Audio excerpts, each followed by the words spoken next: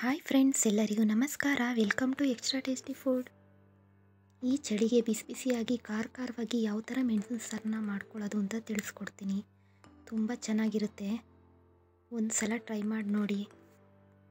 ಮೊದಲು ಒಂದು ಬಾಣಲಿ ಇಟ್ಟು ಅದಕ್ಕೆ 1 ಸ್ಪೂನಷ್ಟು ಮೆಣಸನ್ನ ಸೇರಿಸ್ತಾ ಇದ್ದೀನಿ. 1 ಸ್ಪೂನಷ್ಟು ಜೀರಿಗೆನೂ ಸೇರಿಸಿ ಚೆನ್ನಾಗಿ ಹುರ್ಕೋಬೇಕು. ಕಮ್ಮಂತ ವಾಸನೆ ಬರೋವರೆಗೂ ಕ್ಲೀನಾಗಿ ಜೀರಿಗೆ ಮೆಣಸನ್ನ ಹುರ್ಕೋಬೇಕು. ನೋಡಿ, ಇದು ಹುರಿದಾಗಿದೆ. ಇದನ್ನ ಕುಟ್ಕೋಬೇಕಾಗುತ್ತೆ. ಇದನ್ನ ಒಂದು ಕುಟಾಣಿಗೆ ಶಿಫ್ಟ್ ಮಾಡಿದ್ದೀನಿ. ನೋಡಿ, ಕ್ಲೀನಾಗಿ ಕುಟ್ಟಿ ಪುಡಿ ಮಾಡ್ಕೋಬೇಕು. ನೋಡಿ, ಇದು ಪುಡಿ ಆಗಿದೆ.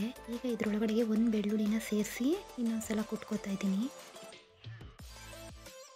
ನೋಡಿ, ಇದು ಕುಟ್ಟಾಗಿದೆ. ಈಗ ಅದೇ ಬಾಣಲಿಗೆ 1 ಸ್ಪೂನಷ್ಟು ಎಣ್ಣೆ ಹಾಕಿ ಸ್ವಲ್ಪ ಸಾಸಿವೆ,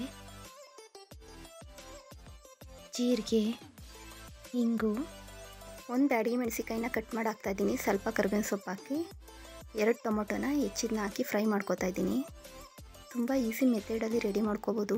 ಚೆನ್ನಾಗಿರುತ್ತೆ ಇದು ಸಾಂಬಾರು. ಒಂದು ಸಲ ಟ್ರೈ ಮಾಡಿ ನೋಡಿ. ಟೊಮೊಟೊ ಎಲ್ಲ ಹಸಿ ವಾಸನೆ ಹೋಗೋವರೆಗೂ ಬೇಯಿಸ್ಕೋಬೇಕು.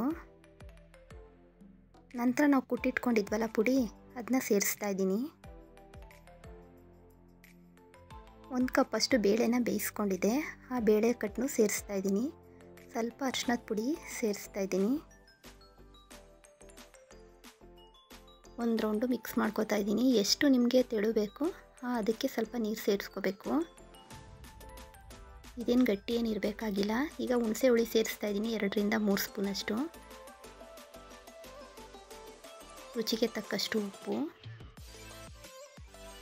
ಎಲ್ಲ ಒಂದು ರೌಂಡ್ ಮಿಕ್ಸ್ ಮಾಡಿ ಒಂದು 5ರಿಂದ 10 ನಿಮಿಷ ಬೇಯಿಸ್ಕೋಬೇಕಷ್ಟೆ. ಬೇಯಿಸ್ಕೊಂಡ್ರೆ ನೋಡಿ, ಮೆಣಸಿನ ಸಾರು ರೆಡಿ ಆಯಿತು. ಈ ಚಳಿಗೆ ಖಾರವಾಗಿ ಬಿಸಿ ಬಿಸಿಯಾಗಿ ಏನಾದರೂ ತಿನ್ನಬೇಕು ಅಂದರೆ ಈ ಥರ ಮೆಣಸಿನ ಸಾರು ಮಾಡ್ಕೊತೀನಿ. ತುಂಬ ಚೆನ್ನಾಗಿರುತ್ತೆ. ಬಾಯಿಗೂ ರುಚಿ, ಆರೋಗ್ಯಕ್ಕೂ ಒಳ್ಳೆಯದು. ಒಂದು ಉಪ್ಪಿನಕಾಯಿ ಹಪ್ಪಳ ಇದ್ರಂತೂ ಗುಡ್ ಕಾಂಬಿನೇಷನ್ನು. ನಮ್ಮ ಈ ರೆಸಿಪಿ ಇಷ್ಟ ಆದರೆ ಲೈಕ್ ಮಾಡಿ, ಶೇರ್ ಮಾಡಿ, ಕಮೆಂಟ್ ಮಾಡಿ. ಇನ್ನೂ ನಮ್ಮ ಚಾನಲ್ಗೆ ಸಬ್ಸ್ಕ್ರೈಬ್ ಆಗಿಲ್ಲ ಅಂದರೆ ಸಬ್ಸ್ಕ್ರೈಬ್ ಆಗಿ. Thank you for watching.